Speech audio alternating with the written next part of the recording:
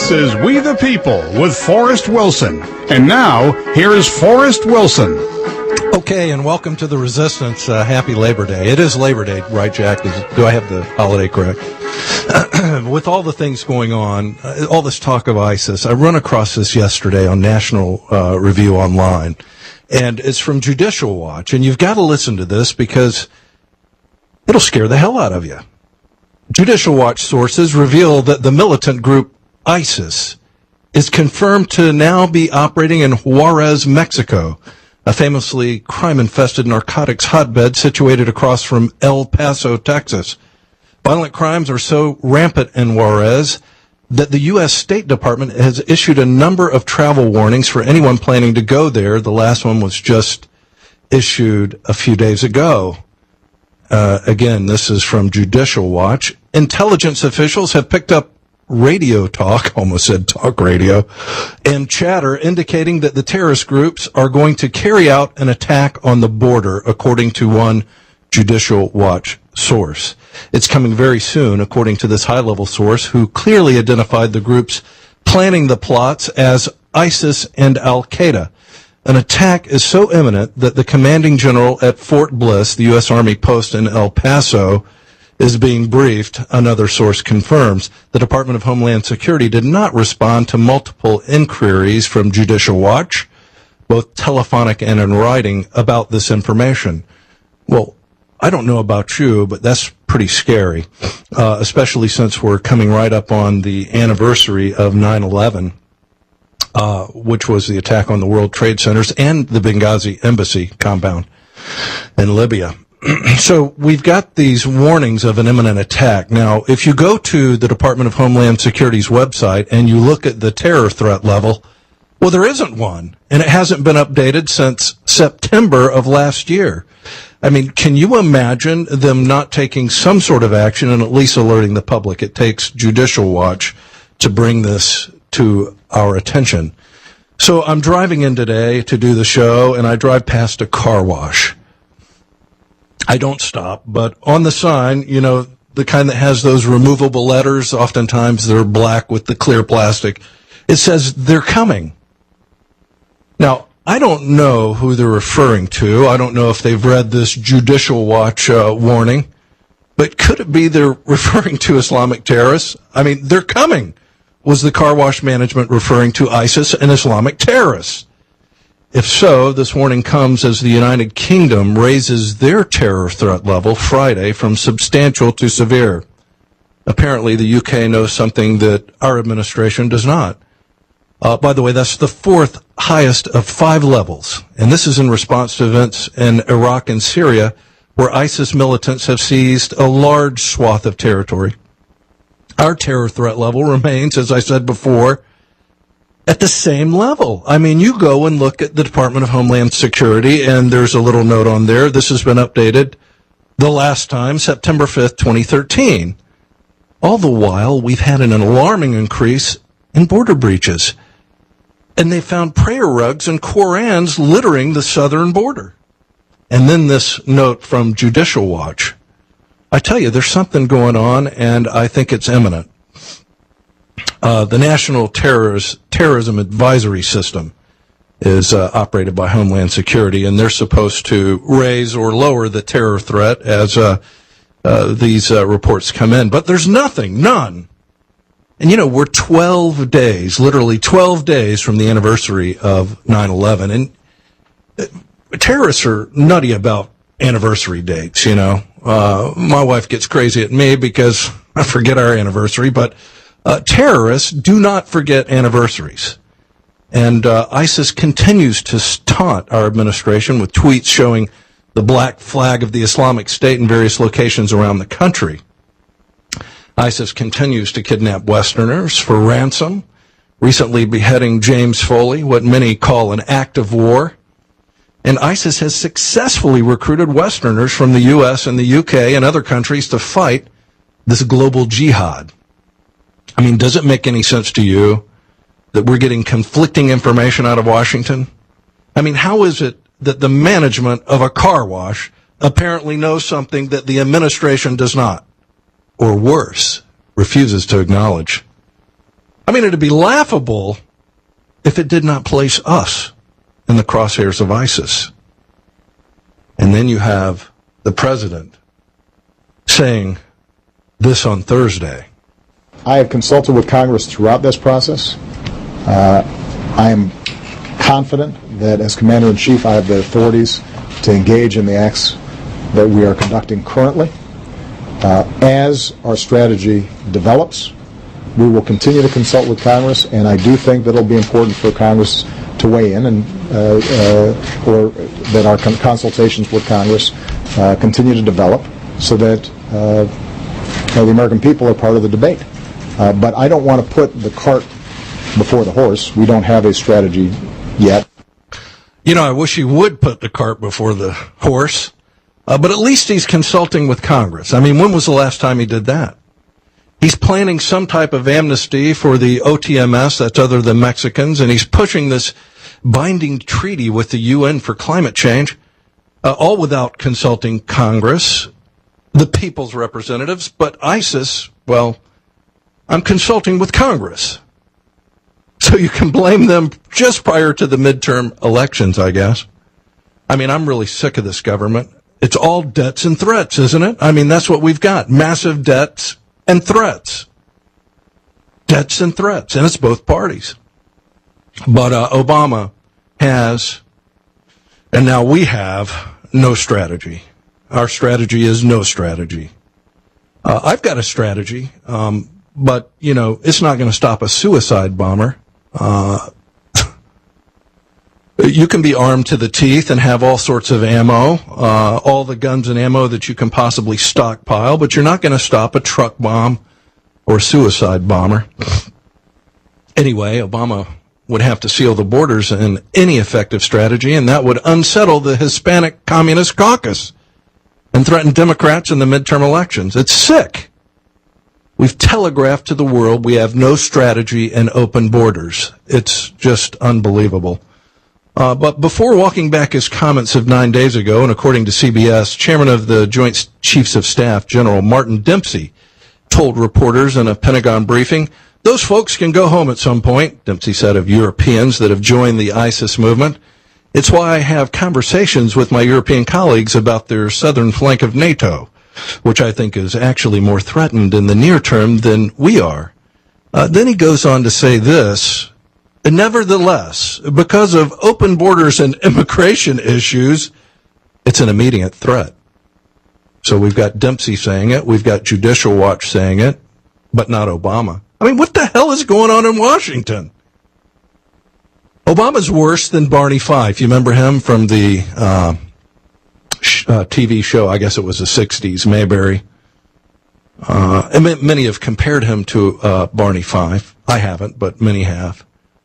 He's really the second coming of Jimmy Carter and is absolutely the worst president at dealing with the threat of Islamic terrorists since Carter. But with the help of Democrats and this insane drive for amnesty and comprehensive immigration reform. Do you know have you noticed anything about this term comprehensive? Everything's comprehensive. It's comprehensive immigration reform. It's a comprehensive strategy to deal with ISIS. It's comprehensive. But with the help of these Democrats, we are endangering and burdening all Americans of all backgrounds and persuasions. I really don't care what you are. You're in the boat with me and everybody else. But it's okay. You know, you're a Dumbocrat. I want to bring in a guest that has a very unique perspective on this. He's a former newspaper editor and publisher, and he's a best-selling author, award-winning documentarian and writer and a director. But before I bring him in, I really want you to pay attention to what he has to say. And if you get the opportunity later, go look at some of the reports that he's put out on the internet. I've got to take a short break, but I'm going to come right back with this guest, and you've got to hear what he has to say. It's an eye-opener. You're listening to The Resistance with Forrest Wilson, AM 600, FM 100.3, The Answer. Stay tuned. Let's return to We the People with Forrest Wilson. Once again, here's Forrest. So just prior to the break, I teased you with this guest, Bill Still. He's a former newspaper editor and publisher, best-selling author, and award-winning documentarian. He's written for the USA Today, the Saturday Evening Post, the Los Angeles Times Syndicate, Omni Magazine, and produced the syndicated radio program Health News. He's written 20 books, including his latest, No More National Debt, and 3 feature-length documentaries, including The Money Masters, 1995, The Secret of Oz, 2010, which, by the way, will be up on our website, wethepeople1787.org, on about Tuesday. You got to see that one. It's fabulous. Jekyll Island, which came out in June 2013. You can get that off of his website, www.billstill.com. Bill, welcome to the show. It's always a pleasure to be on with somebody of your caliber. I appreciate that. Listen, in your YouTube reporting, Bill, I've noted ISIS terror threats, and one chilling threat in particular. I wonder if you could alert the audience to this particular threat. Which one are you talking about? There's a new one every day. Well, this one had to do with a soft target in Charlotte. It was that large mall. Oh yeah, that was a Twitter string which happened last weekend, where some ISIS supporter, a guy who had put up and promoted the beheading videos, said that he was in Charlotte right then, and he would be happy to give his life to do a suicide bombing at the largest mall in Charlotte.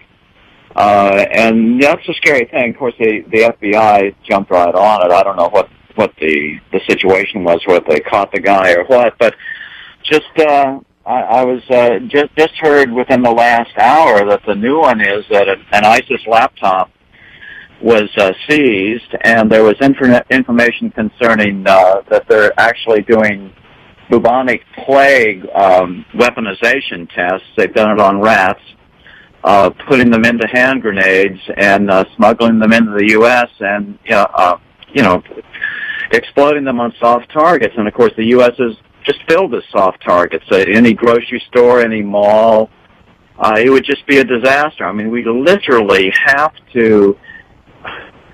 This administration, as you know, is just a complete disaster, and it's whether or not we can awaken sufficiently out of our anti-war slumber in order to fight these guys off of our shores or not remains to be seen at this point because of the poor situation on the border. So, as you've talked about, I mean, anybody who has any type of intelligence experience has got to know that this is an absolute inevitable disaster unless we seal that border and try to go take these guys off our shores, or else we'll certainly be taking them on our shores.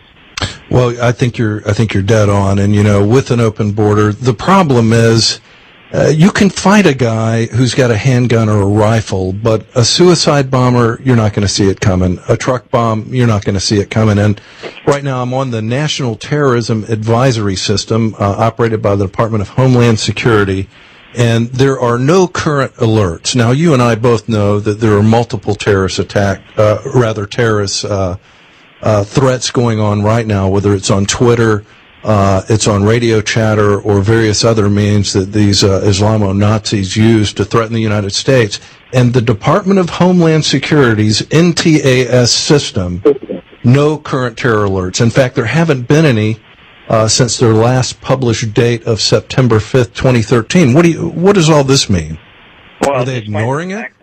Despite the fact that Great Britain was just upgraded to its 4th and a 5-step system, and I believe the British Prime Minister cut short a vacation just because of that, to deal with whatever threats they see on the horizon at this point.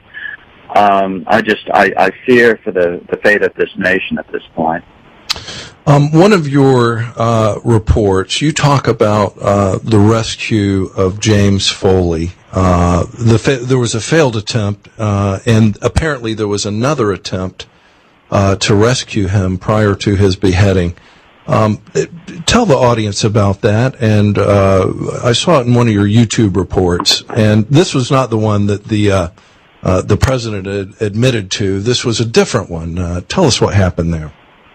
I don't really have any further details on that. It was some very sketchy information I put out in a very short. I try to keep it below 1 minute to maximize the amount of time that people will spend viewing the YouTube. I think dramatically decreases as the minute count increases. So I figure I can make a significant point in less than a minute. So I put out the Foley thing, and I really didn't have much more information on it. But apparently it was called off. I mean, the military was ready to react, and then they called it off for some unknown reason, and they were told to stand down.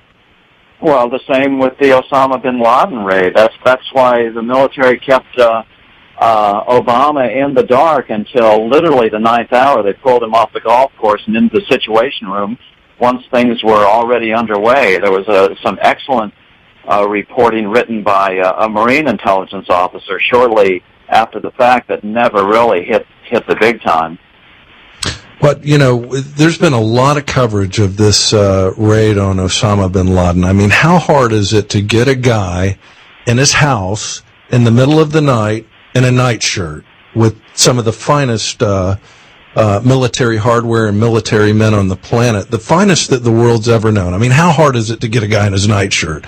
I don't know. In the middle of Pakistan, right in the city where the Pakistani military academy is, Pakistan is pockmarked with spy versus spy stuff going on between Muslim fundamentalists and those who basically want to have a nice democratic nation. So, I think it was probably a little more daunting than that.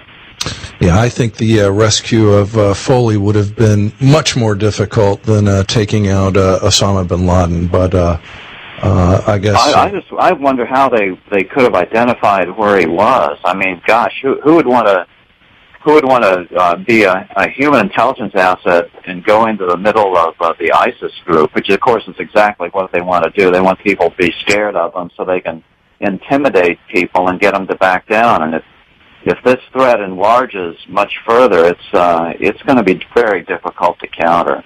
And even basically. We probably have the most leftist Pentagon leadership that we've had in forever in there right now. Obama has basically purged many of the top brass who don't see things his way, and yet even these guys are scared to death of this ISIS threat.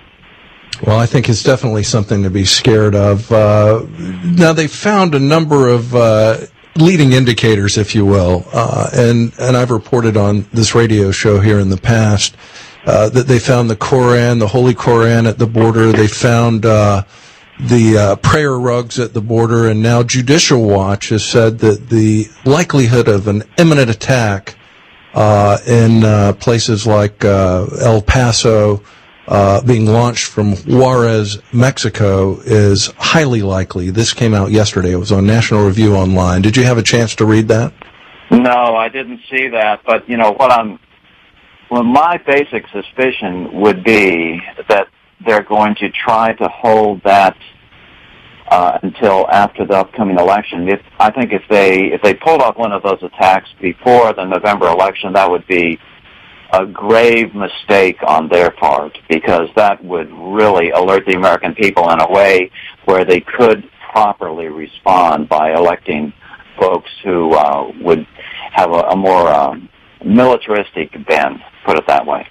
Yeah, I agree. So, but with 9/11 approaching, I really doubt if there's any type, because, terrorists love these anniversary dates. I don't know what it is about anniversary dates. They love them more than people love their marriage anniversary. But with 9/11 approaching, I think there's a good chance that we're going to see something, maybe on 9/11.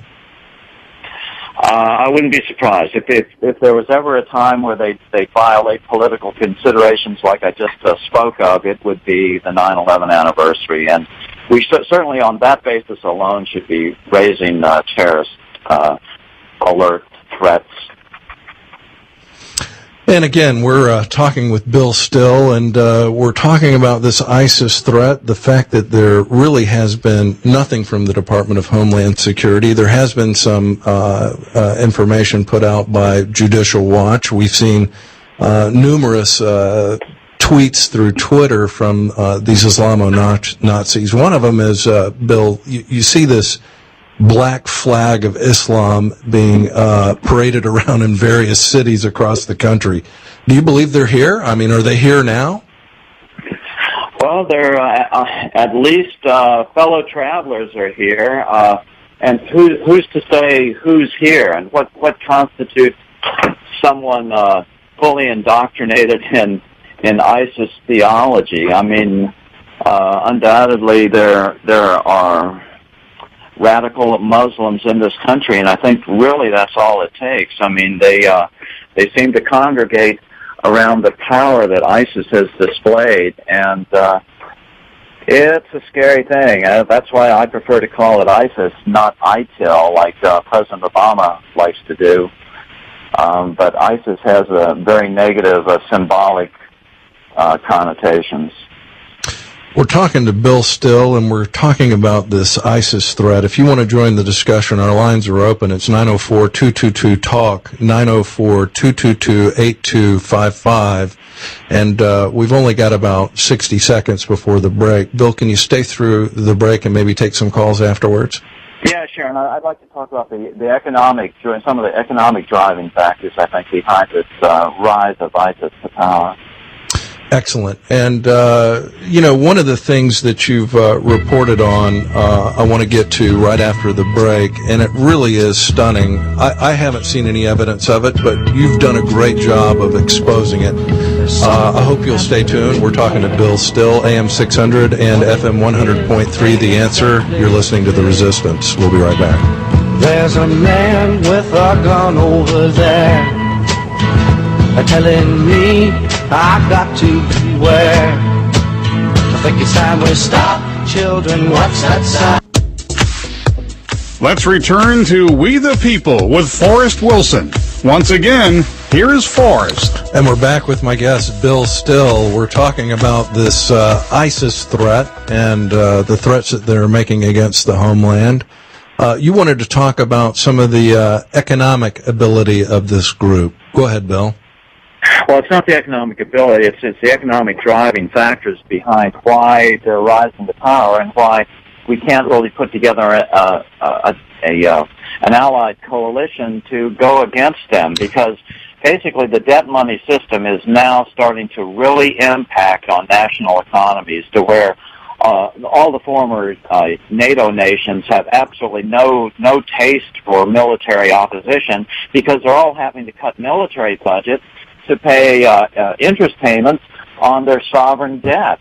And that's not going to get any better in the future. People's appetite to raise taxes for defense are going to do nothing but go down. And, of course, anytime you create a defense vacuum like that, bad people are going to fill it up. I mean, that's what history teaches us, and that's exactly what we're seeing with ISIS. And, of course, Russia is going to take advantage of the situation as well. They're already moving troops, basically a full-scale invasion of eastern Ukraine. And, in fact, the Ukrainian president just got on the radio today and said that they were just short of the point of no return from full-scale war with Russia. And you don't see that on the major networks. I mean, people are still completely asleep, and that's a very dangerous situation. Well, I'd have to agree, but the economic ability of ISIS is formidable as well, is it not? Well, it is. They've taken over the University of Mosul, which has a complete research facility, and that's apparently where they're doing this weaponization research of bubonic plague and other chemical and biological weaponry. And it's just a very scary thing. There's never been a terrorist threat like this. I mean, we had enough trouble with dealing with Al-Qaeda. You know, we're basically working out of caves and hiding in safe houses deep in Pakistan, but now we've got a group that is the wealthiest terrorist organization ever. They've taken over a major city in northern Iraq, and it's a very significant threat. Well, I think we're making a lot of poor decisions and poor choices because of our economic ability. And, they recently captured a Syrian airbase, and this only did what? It just increased their ability to launch an attack. You'd mentioned a number of these weapons that they've gotten from this Syrian airbase. I want you to talk about that a little bit because I think that's significant. They have 2 squadrons now of Soviet-built attack fighter jets.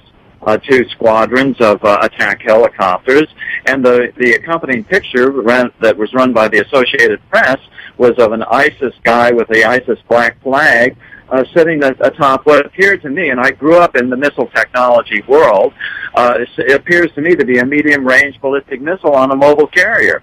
Medium-range ballistic missiles typically have ranges of 1,500 miles. I mean, you could move those easily within striking distance of all of Israel. So this is not fun coming up. One of your other reports, this is something that I've heard in the past, but I really discounted it because there wasn't much evidence of it. But if you recall back in 2008, the campaign of Barack Obama, he's sitting there with George Stephanopoulos, and he did what I thought was a gaffe. He says, "My Muslim faith," and of course George Stephanopoulos corrects him and says, "You mean your Christian faith?" And they continue on with the interview. But you have some evidence and you have some belief that Barack Obama is in fact Muslim. I want you to talk about that. Well, yeah, I've kind of been drugged kicking and screaming into that too, just because. Well, it doesn't win you many friends. It wins you a lot of enemies. But then when this Egyptian newspaper came out, I believe in June, claiming that he was not just a Muslim, but he was a member of the International Muslim Brotherhood.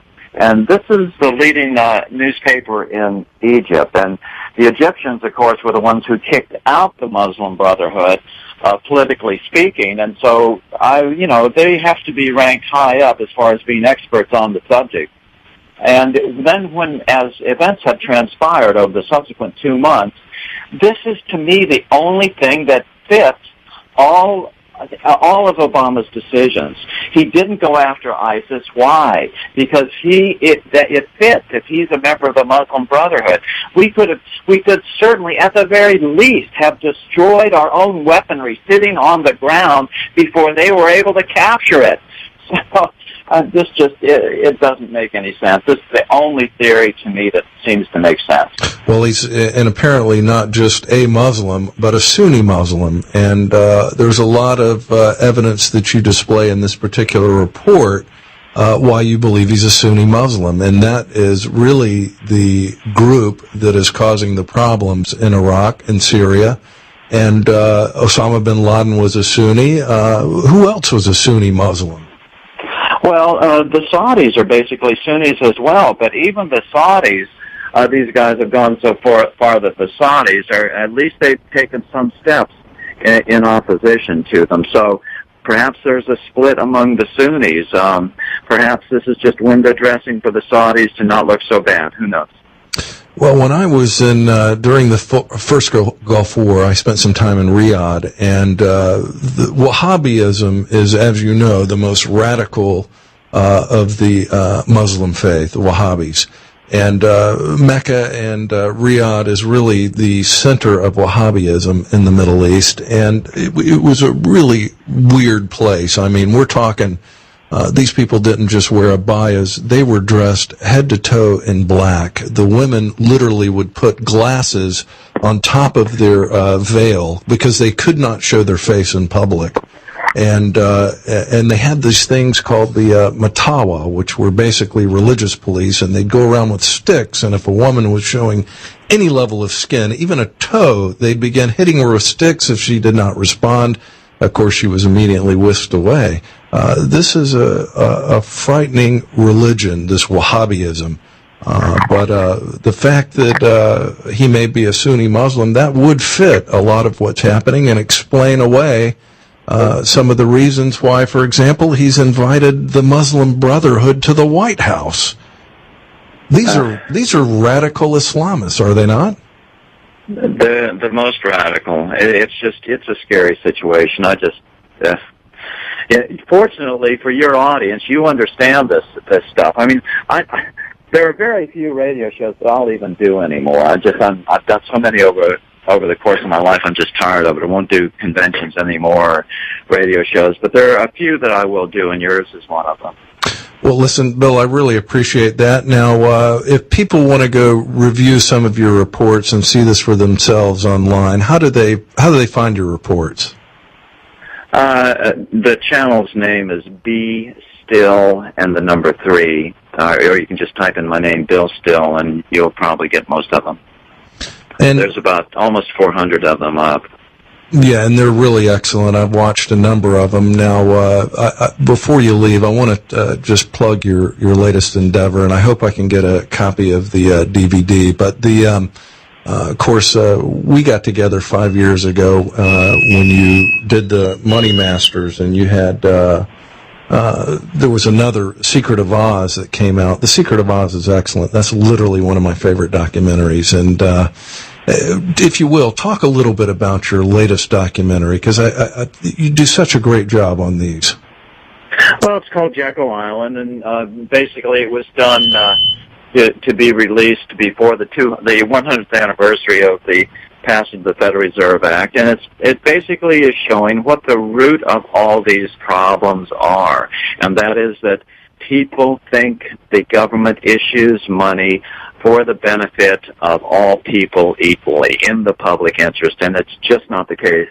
Over 90% of our money is issued as an interest-bearing debt by commercial banks, and that's why money is being more and more centralized, and the more centralized the money power is, then that gives them better ability to centralize the political power under their umbrella.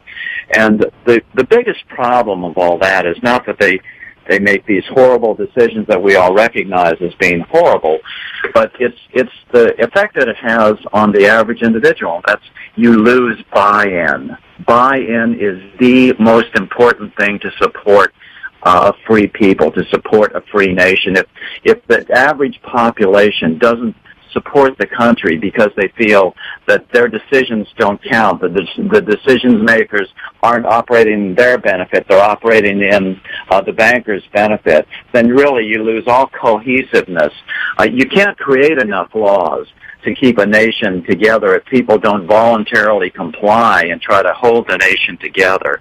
And we're right at that tipping point in this country, and so that's the biggest problem as a result of this debt money system, which is completely unnecessary.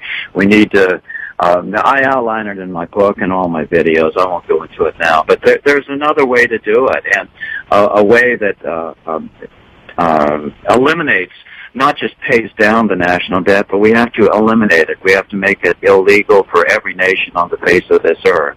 That's the biggest challenge that we face. In the broad sense, it's causing these other challenges, immediate challenges like with ISIS, that's really going to boil to the surface in future years. We're going to rue the day that we allowed Obama to deliberately ignore the arming and the enriching of this ISIS threat. Bill, I want to thank you for your time today. Very compelling. I hope you'll go to Bill's website and check him out on YouTube. His website is www.billstill.com. Again, thanks for your time today, Bill. Thank you. Bye. Well, I hope you'll stay tuned. That's pretty frightening. Everybody that's come on this show has had something compelling to say, and typically it's against the Dumbocrats in this administration. I've got one more segment left. Stay tuned. You're listening to The Resistance, AM 600 and FM 100.3, The Answer. I'm Forrest Wilson. I'll be right back. You're so young and pretty. Let's return to We the People with Forrest Wilson. Once again, here's Forrest. Okay, I'm back. You know, I really appreciate you tuning into this show. Bill Still is a great American. When I asked him to come on this show, I asked him if he had something he wanted to promote. And he's got this new documentary out, and he said, you know what? I'm so over that. I do this now today for the cause of freedom. I simply do this for the cause of freedom. I don't care if anybody buys my DVD or not. And to me, that was just amazing. And for him to take his time on a Saturday to come here and discuss ISIS, just incredible. I hope you'll go to his website, and I hope you'll look at some of his... they're just chilling. I mean, if you really sit down and look at some of these 1-minute video clips that he does on YouTube, it's frightening what he has to say. Now, in the beginning of the show, and I want to repeat it again, there has been a warning from Judicial Watch, and let me find it here. It's basically what they're saying is that ISIS is planning to launch something across our southern border here in the next few days. It's imminent. In fact, they're even apparently briefing the command at Fort Bliss, and apparently this is going to be launched, what they're saying is from Juarez, Mexico. And of course it'll be easy to do. We've got an open border. And some of this has to do with, last week I was talking about this reporter who came across the border with an Osama bin Laden mask on. And, of course, ISIS is watching all of these activities. That was James O'Keefe that had made this video and posted it online. But I want to read to you one more time this Judicial Watch warning. This was yesterday. It's posted on National Review Online. Of course, you can Google Judicial Watch. But their sources reveal that the militant group ISIS is confirmed to now be operating in Juarez, Mexico, across the border from El Paso, Texas. Violent crimes are so rampant in Juarez that the U.S. State Department has issued a number of travel warnings for anyone planning to go there. The last one was issued just a few days ago. So they go on to say intelligence officials have picked up radio talk and chatter indicating that the terrorist groups are going to carry out an attack on the border, according to one Judicial Watch source. It's coming very soon, according to this high-level source, who clearly identified the groups planning the plots as ISIS and Al-Qaeda. An attack is so imminent that the commanding general at Fort Bliss, the U.S. Army post in El Paso, is being briefed. Another source confirms. And, of course, the Department of Homeland Security has nothing on their website. I'm also monitoring that site. I've signed up for alerts, but there are no active alerts. We'll have to thank Jay Johnson for his leadership over there at the Department of Homeland Security. I mean, times like this, you know, I miss people like Janet Napolitano. What difference at this point does it make? She had bigger, thank you, Hillary, she had bigger cojones than Jay Johnson, even though she was, by all accounts, a woman. If you want to weigh in on any of this, you can. Lines are open, 904-222-TALK, 904-222-8255. Jack, we had a caller, but we lost him. What happened? Did he have anything to say? Did he want some, did he want our Freedom Docs? Yeah, put your headphones on. I know, it was one of our regular callers by the name of George. He's been, like, all over the world, and he knows a lot about what's going on over yonder. So it would be nice to have gotten a call back from George there. Well, George, call back if you can. Of course, 904-222-TALK, 904-222-8255. Lines are open. Just absolutely amazing that our government is providing no warning here to we the people, no warning about what apparently are imminent threats as we march towards 9/11. Jack, we got a call. There, yeah. George is back. Well, Yes. Let's get George on. George, how are you? Welcome to the Resistance. Pretty good. Thank you for your show. I worked and lived in 12 countries in the oil industry, working in the oil industry, including 3 Muslim countries. And I'm a descendant of Knights Templars. And I'll point out 2 things. Number one, wait, you're a descendant of the Knights of Templars? Knights Templars, yes, out of Scotland and France and England. And I've always been taught what the steps are of Islamic conquest. And right now, the governor of Texas has already called out the National Guard, his state guard. But here are the steps. And it takes Quislings, Neville Chamberlains, for Islam to conquer a country. They pay off politicians in various ways and then fool the public. But the number one step is one-sided diplomacy, John Kerry. His brother's making money off of Vietnam, off of leasing property for American corporations to put manufacturing facilities, and he and his friends at Harvard are absolutely corrupt. He will do anything for a dollar, including sell the country out. The number two is control the economy, and especially go after very highly profitable businesses like slavery, like oil and gas. And then number three is mass immigration, and then you hide your terrorists within that mass immigration. They make it so difficult to live in a Muslim country that everybody wants to live someplace else. And the terrorists come along, but then also the grandchildren of moderate Muslims become terrorists. And then number four is political correctness. Well, these human rights commissions to help homosexuals will, in the future, morph into Sharia law courts. Sharia law courts do not have a trial by jury or elected judge. It's appointed religious leaders. And then number five is political power. We already have an open Muslim in Congress. And then the last step is the sword, or violence. And they've already accomplished a significant amount of steps 1 through 5 because of corrupt officials and corrupt large business people. And it's not the small business people; it's the large ones who want to do business in the Muslim world, and they will sell out this country for a dollar. Well, and according to Bill Still, my guest earlier, apparently we've got a Muslim in the White House. Do you believe that? Yes, I lived in Saudi Arabia and Brunei when Representative Charlie Wilson, Democrat, was pulling together funds for the Afghan war on the Russians.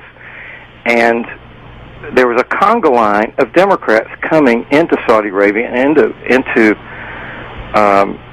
Brunei on the island of Borneo in Southeast Asia to obtain funds. And they have never stopped getting funds. The Democrats are in tight with the Muslims.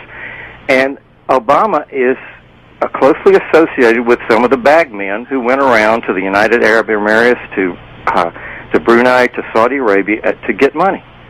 This guy is both a Quisling, like the guy from Sweden, look him up, Neville Chamberlain, and he's a soft Muslim, but he has over the years gotten harder and harder about his belief in Islam. Well, George, I thank you for your comments. I appreciate you listening to the show, and yes, I concur with you. This is all about money in many respects, and it's the only way that I can explain how Wall Street would put so much money into the Democrats. They're either afraid or they're in bed, and what's the difference, really? Last week we brought forth four great Americans. Each of them had never run for political office before. Only one of them advanced, and that was Glo Smith. We certainly wish her the best in her challenge against Corrine Brown, yet another corrupt Democrat that we've got to get rid of. But, you know, in that primary election last week, I'm sad to report to you that less than 17% of all registered voters participated. But apparently this is not anything new. This is a trend. Look, we have got to get out the vote. People have got to understand the threats to this country. We're fighting a soft war with our political ruling class, and whether you acknowledge it or not, we're fighting a hard war against Islamic fundamentalism. And that hard war, I'm afraid, is coming here. Almost every guest I've had has talked about it. I've certainly covered it at length. I can only hope for the best for this country and for you. But I do appreciate you listening, and I hope you'll tune in next week to The Resistance. It's not all bad news. We can overcome this, but we better start banding together to fight this holy Armageddon. You're listening to The Resistance, AM 600 and FM 100.3, The Answer. Thanks again for tuning in. I'm Forrest Wilson.